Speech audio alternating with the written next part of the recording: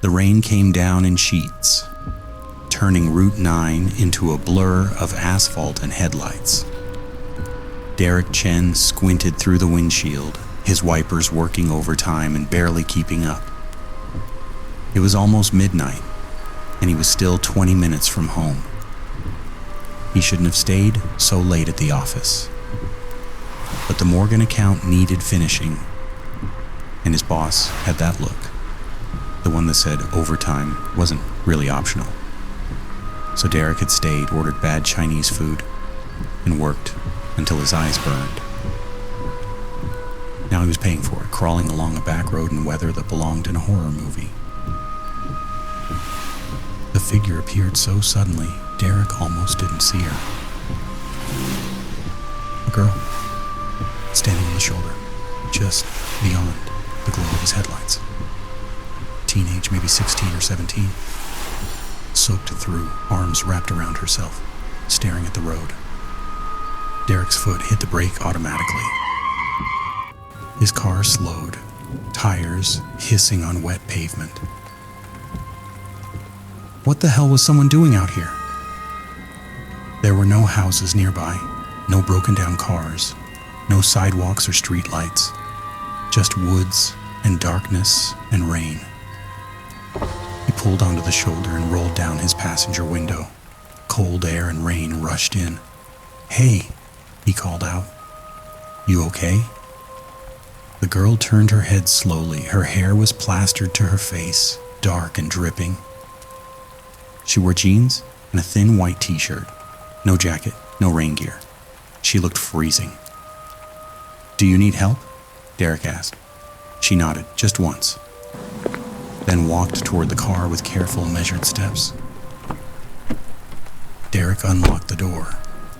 She climbed in without a word, bringing the smell of rain and something else, something faint and chemical, like old leather or wet concrete. "Jesus, you're soaked," Derek said. "What happened? Car breakdown?" The girl didn't answer. She pulled the door shut and stared straight ahead through the windshield. Derek waited. When she still didn't speak, he tried again. "Where do you need to go?" Her voice came out barely above a whisper.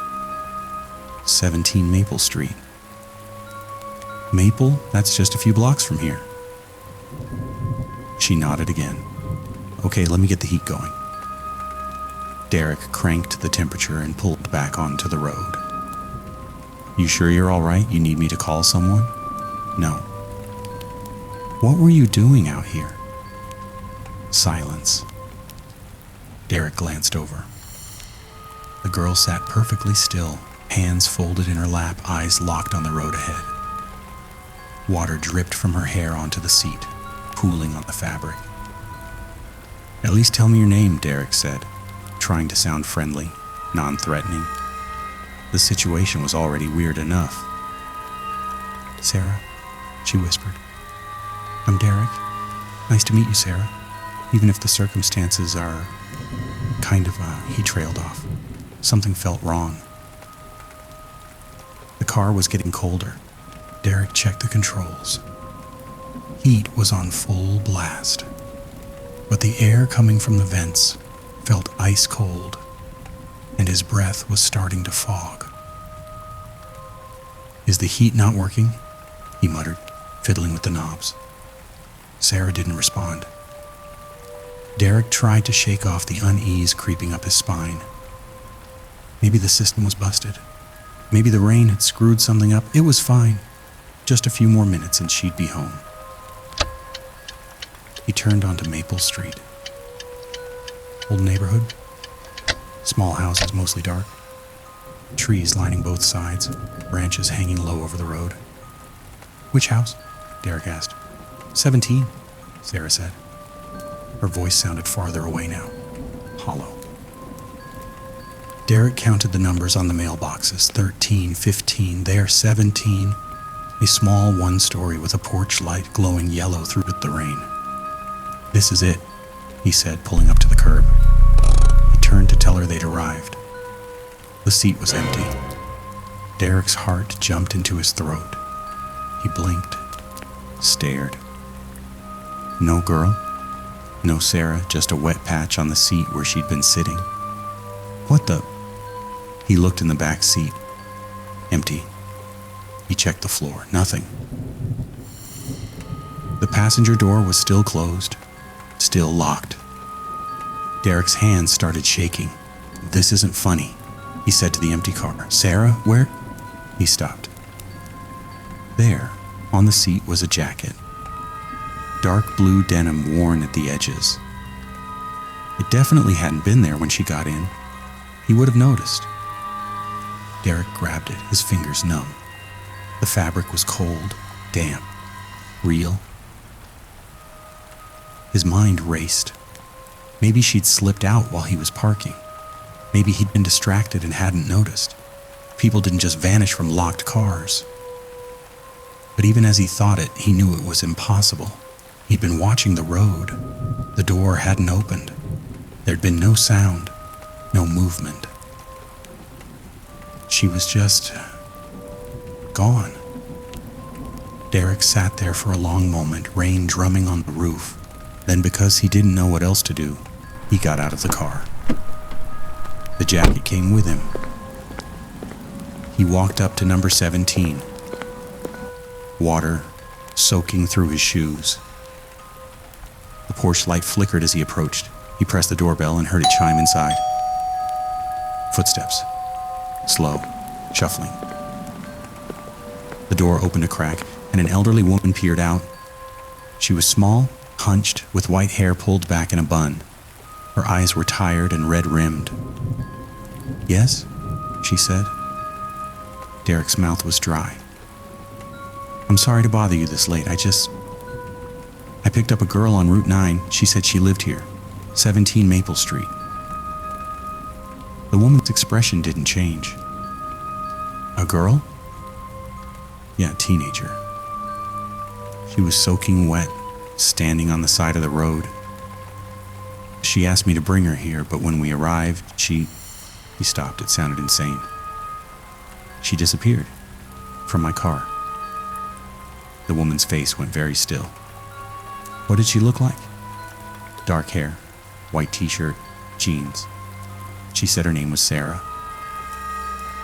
Something broke in the woman's eyes. Her hand went to her mouth. Oh God, she whispered. Not again. Ma'am? The woman's gaze dropped to the jacket in Derek's hands. All the color drained from her face. Where did you get that? She left it in my car. I thought... But the woman was already backing away, shaking her head. She's been gone for 8 years, she said, voice cracking. 8 years. My Sarah. Derek felt the ground tilt under him. What? The woman turned and pointed to the wall just inside the door. Derek could see it from the porch, a framed photograph. A teenage girl with dark hair smiling at the camera. She was wearing a blue denim jacket. The same jacket Derek was holding. Hit and run, the woman said quietly. Route 9, October 12, 2016. Rainy night, just like this. Someone hit her and drove away, left her there. Her voice broke. She was trying to get home. Derek couldn't breathe. His hands were shaking so hard he almost dropped the jacket. That's not possible. People see her sometimes, the woman continued, tears streaming down her face. On cold nights, when it rains, she stands on the road where it happened, tries to get home, but she never makes it. She pressed her fingers to her eyes, crying silently. Derek looked down at the jacket in his hands. It felt heavier now, colder. I don't understand, he said. She was real. She got in my car. She spoke to me. She's always real to the people who pick her up, the woman said, until she's not. Derek's stomach turned over. He thrust the jacket toward the woman. Here, this is yours. I shouldn't have... but the woman recoiled. No, please keep it. I can't. She closed her eyes. I buried that jacket with her. It was her favorite. I put it in the casket myself. The world seemed to drop away. Derek stared at the jacket, at the photograph on the wall, at the woman's devastated face. How? He whispered. I don't know. The woman's voice was barely audible. I stopped trying to understand years ago. She's out there, still trying to come home, still cold, still waiting. Derek wanted to argue, to find a rational explanation, but there wasn't one. The girl had been in his car. She'd spoken. She'd left this jacket, this impossible jacket that shouldn't exist. And then she vanished. I'm sorry, he said, though he didn't know what he was apologizing for. I'm so sorry. The woman nodded. Thank you for stopping, for trying to help her. She started to close the door, then paused. If you see her again, tell her I love her. Tell her she can come home. Please. The door shut softly. Derek stood on the porch, rain soaking through his clothes, holding a dead girl's jacket. He didn't remember walking back to his car, didn't remember driving home. The next thing he knew, he was sitting in his apartment, the jacket draped over a chair, staring at it. He should throw it away, burn it, get rid of it. But he couldn't. Derek didn't sleep that night. Every time he closed his eyes, he saw her face, heard her whisper, 17 Maple Street. The next morning he called in sick, spent the day researching. He found the news article easily enough. October 13th, 2016. Local teen killed in hit and run on Route 9. Sarah Morrison, age 16. The driver was never caught. There was a photo, same girl, same face, same jacket. Derek scrolled through local forums, found dozens of posts about sightings over the years, people who'd picked her up, driven her toward Maple Street, watched her vanish. Some said she disappeared halfway there. Others said she made it to the house. But none of them, not one, said she ever made it inside. One post from 3 years ago said, she's trapped, stuck on that road, trying to get home but never making it, like she's caught in a loop. Derek closed his laptop and looked at the jacket. He knew what he had to do. That night, Derek drove back to Route 9, back to the spot where he'd seen her. The rain had stopped, but the air was cold and damp. He parked on the shoulder, got out and stood in the exact place she'd been standing. The jacket was in his hands. Sarah, he said to the empty road, your mom wants you to know she loves you. She wants you to come home. Silence just whined through the trees. You don't have to keep waiting, Derek said. You can go, you can rest. Nothing. He set the jacket on the ground, right where she'd been standing, and walked back to his car. As he drove away, he checked the rearview mirror. The jacket was gone. Derek never saw Sarah again, but sometimes late at night, when it rains, he thinks about her, standing on that dark road, trying to get home. He hopes she made it, he hopes she finally found her way. But deep down, he knows the truth. Some journeys never end. Some roads just keep going. And some people never stop trying to get home.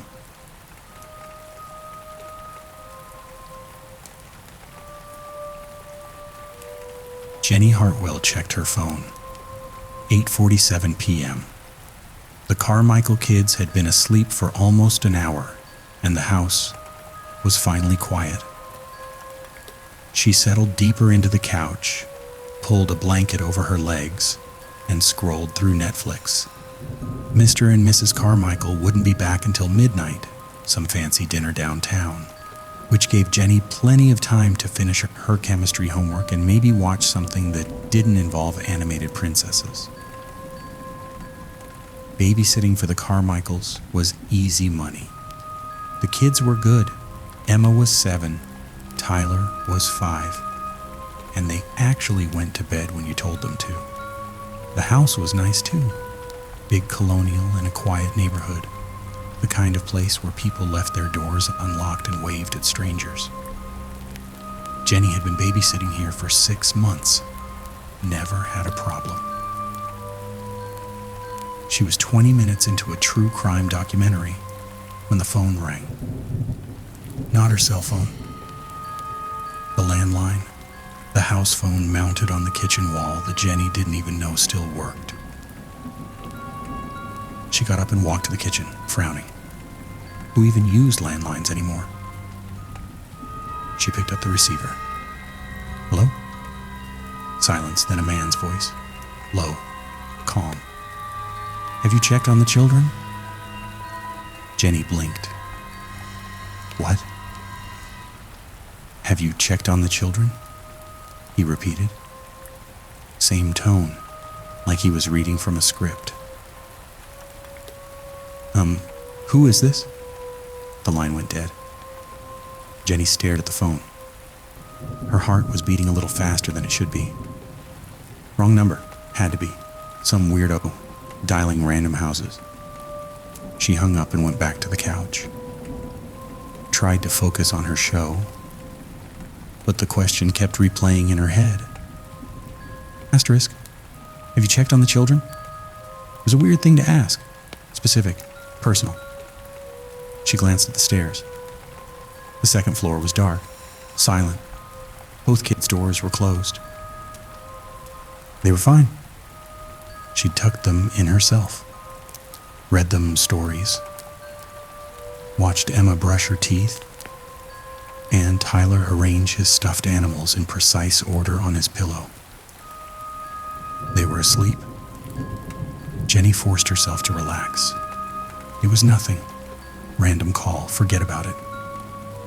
10 minutes later, the phone rang again. Jenny's stomach clenched. She walked to the kitchen, slower this time, and picked up. Hello? Have you checked on the children? The same voice, the same question. Listen, I don't know who this is, but have you checked on the children? Stop calling here, Jenny said, her voice sharper than she intended. She slammed the phone down. Her hands were shaking. This wasn't random. This was targeted. Someone knew she was here. Knew she was babysitting. Jenny walked to the front window and looked out. The street was empty. Porch lights glowed from neighboring houses, but no cars passed. No movement. She pulled out her cell phone, thinking about calling Mrs. Carmichael. But what would she say? Some guy called and asked a weird question? They'd think she was being paranoid. The landline rang again. Jenny spun around, staring at it from across the room. 3 rings. 4. She didn't want to answer. Every instinct told her to ignore it. But what if it was the Carmichaels? What if something had happened and they were trying to reach her? She picked up. What do you want? She demanded. Breathing, heavy, deliberate. Then, you should check on the children. Who the hell are you? Check on the children. The voice was different now. Harder. Angrier. Jenny hung up and immediately dialed 911. 911? What's your emergency? Someone keeps calling me, Jenny said, her voice tight. He keeps asking if I've checked on the children. I'm babysitting and I don't know who he is and... Okay, slow down. Where are you? Jenny gave the address. Are you alone in the house? I'm with 2 kids, but they're asleep upstairs. And the caller? Is he threatening you? I don't know. He just keeps asking the same thing, over and over. There was a pause. Can you keep him on the line if he calls again? We can try to trace it. Trace it? Yes. If he calls back, keep him talking as long as you can. We're sending a unit to your location now, but a trace will help us identify who's calling. Jenny's throat felt tight. Okay. Stay on the line with me, don't hang up. Okay. Jenny pressed the cell phone to her ear and stared at the landline. The dispatcher was saying something about staying calm, but Jenny's focus had narrowed to that phone. It rang. He's calling again, Jenny whispered. Answer it. Keep him talking. Jenny picked up the landline with her other hand. Hello? Why haven't you checked? I don't understand what you want. The children upstairs. Why haven't you checked on them? Jenny's voice cracked. They're fine. They're asleep. Are they? Yes. How do you know? I put them to bed. That was over an hour ago. Jenny's blood went cold. He knew. He knew when she'd put them down. Who are you? She demanded. How do you know that? You should go upstairs, the man said. His voice was calm again, almost gentle. You should see what's waiting. Jenny's knees felt weak. Leave me alone.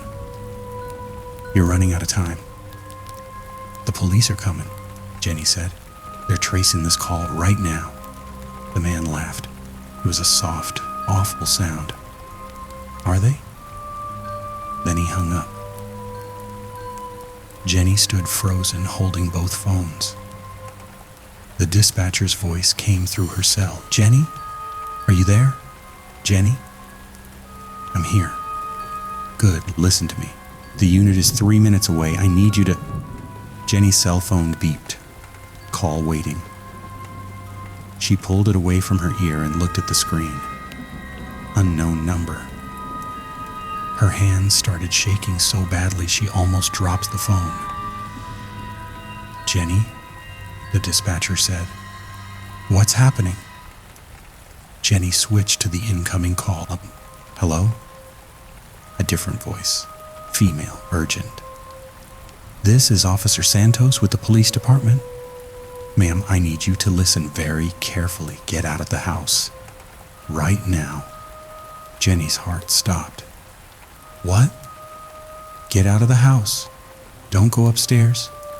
Don't check on the children. Just leave. Officers are pulling up now. I don't understand. The calls. They're not coming from outside. Jenny felt the room tilt. What? They're coming from inside the house, from the upstairs phone line. You need to get out now. The phone slipped from Jenny's hand. Upstairs? The calls were coming from upstairs, on the same floor where the children were sleeping, where someone else was. Jenny's body moved before her mind caught up. She ran for the front door, grabbed the handle, yanked it open. Red and blue lights washed over the lawn. 2 police cars, doors opening, officers rushing toward the house.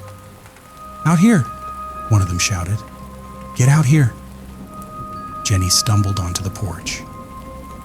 Her legs gave out, and she collapsed on the steps. An officer caught her. You're okay? You're safe. How many people are in the house? 2 kids, Jenny gasped. Upstairs, Emma and Tyler, they're... Anyone else? I don't know. He was calling from upstairs. He was... 3 officers entered the house, hands on their weapons. Jenny watched from the lawn, shaking so hard her teeth chattered. Minutes passed. They felt like hours. Then one of the officers appeared in the doorway. He spoke into his radio, voice low. Jenny couldn't hear what he said. Another officer came out, walked straight to Jenny. "The children," Jenny said. "Are they?" "We need you to come down to the station," the officer said. His face was pale. "Answer some questions. Are the kids okay?" The officer didn't answer. He just looked at her with an expression Jenny couldn't read. Pity, maybe. Or horror. "Please," Jenny begged. "Just tell me if they're okay." More officers arrived. Crime scene tape went up. Neighbors started emerging from their houses, clustering on the sidewalk.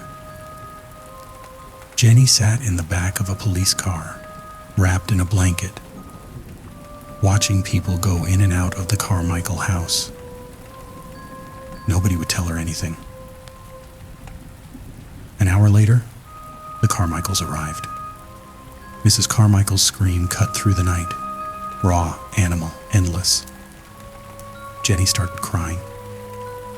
At the station, a detective asked her questions, the same ones over and over. When did the calls start? What exactly did the voice say? Did she see anyone? Hear anything? Jenny answered mechanically. She felt numb.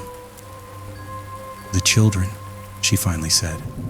"Please, someone tell me what happened to the children."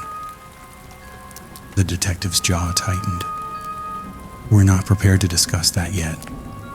"Were they alive?" Silence. "Please," Jenny whispered. The detective looked away. "The scene is complicated. We're still processing it." "What does that mean?" "It means we don't have all the answers yet." But Jenny could see it in his eyes. Whatever they'd found upstairs, it was bad. She never got the full story. The police wouldn't tell her. The news reports were vague. Tragic incident, ongoing investigation, no further details at this time. The Carmichaels moved away, stopped answering calls. The house sat empty for months. Jenny learned fragments, pieced together from rumors and half-heard conversations.